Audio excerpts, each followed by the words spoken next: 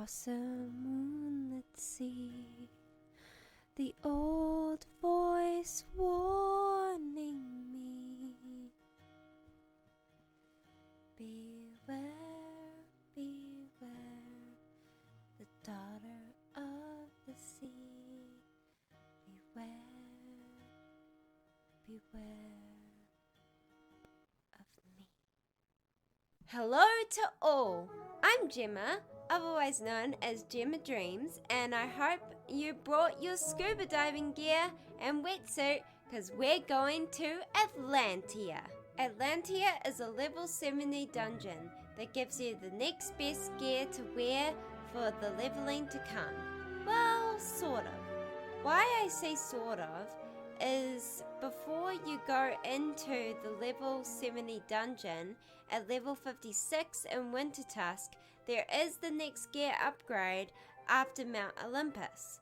However, since this gear is needed to craft it rather than getting it from a boss drop, most people either skip this gear or make it and then stick with it until the next big upgrade. There's also the level 70 gear you get from the Waterworks, which I think is by far the most popular. What you plan to go for is totally up to you and which one you think is best. But don't worry your silly little heads, I'm planning to make a guide on the Waterworks as well. So without further ado, let's get started.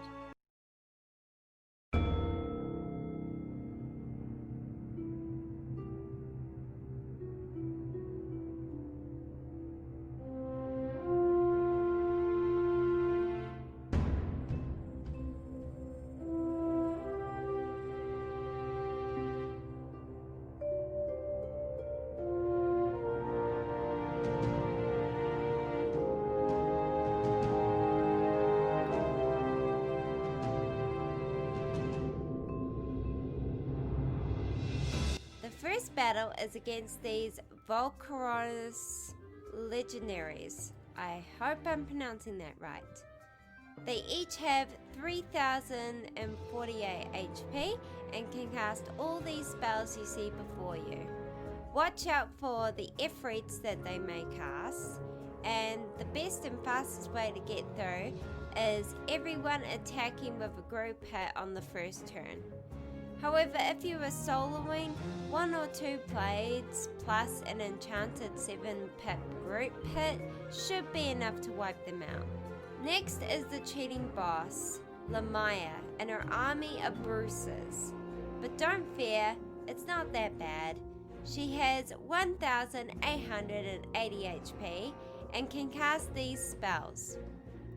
On the first turn, she casts the spell Doom and Gloom, which lowers everyone's healing spells by 25%. Also, don't try and change the bubble, as she will just cast it back up again. Such a waste of 2 pips. She will also occasionally cheat cast a Scarecrow spell if the battle is going for too long. Pack some stun blocks in case Bruce wants to pull out a Titan on you, and you should be fine. Up next is Aaron Spiny Stallion, which I think should have his name changed to the Aqua Stallion, because the similarities are just there. You get me? He has 9880 HP and can cast these spells, while his balance minions can cast these spells. No cheats here, just watch out for the heals he can do, and you should breeze through this battle just fine. Next one is the myth boss shark, named, I do not know how to pronounce that. I'm just gonna call him Bigger Bruce and his tiny Bruces. He has 10,000, he has 1560 HP and can cast these spells. No cheats here, but he does stun a lot. He and his mini sharks. Me and Cameron here just got lucky, in all honesty. I remember going through it on my fire and he stunned me all the time. Stun blocks are highly recommended if you're in a group. Guess what time it is? It's puzzle time in the next room. You will run into the siren here, and she will want you to complete a puzzle. Ahead of you is an organ and 4 buttons and a lever. Starting from the closest to the lever is 1, while the furthest away is the 4th. The code is 134. Then press the lever and you can proceed. If you or one of your teammates somehow get it wrong at least 3 times, you will have to face Tails and her 2 sister sirens. Unlike Mount Olympus's secret puzzle battle, this one I feel is a lot harder. The sirens are life with 3,400 HP and can cast these spells you see before you. While Tails is a fire with the mastery of storm, she herself has 12,900 HP and can cast these spells here. She has no cheats, but I promise you if you try to take out Tails first, the sirens will heal her. So I recommend you take out her sirens first. But if you watch this video and you know the code to get in, then you wouldn't have to battle them at all. Now to face the last few mobs. You're almost there. The next fight is against the lost Maiden, who, based on her dialogue, is clearly depressed. Deep in thought. Maybe she's looking too deep into things. Alright, I'll stop now. She has 9,920 HP and can cast these spells, while her minion pirates can cast these spells here. There's no cheats, just watch out for the heals and you should be fine here. The last fight before the boss fight, of course, is basically a trial run for the boss's minions, the Atlantean True Reaches. They have 2,240 HP and can cast all of these. The importance of having stun blocks is important. These guys love to hit you with Frost Giant and spam tower shields.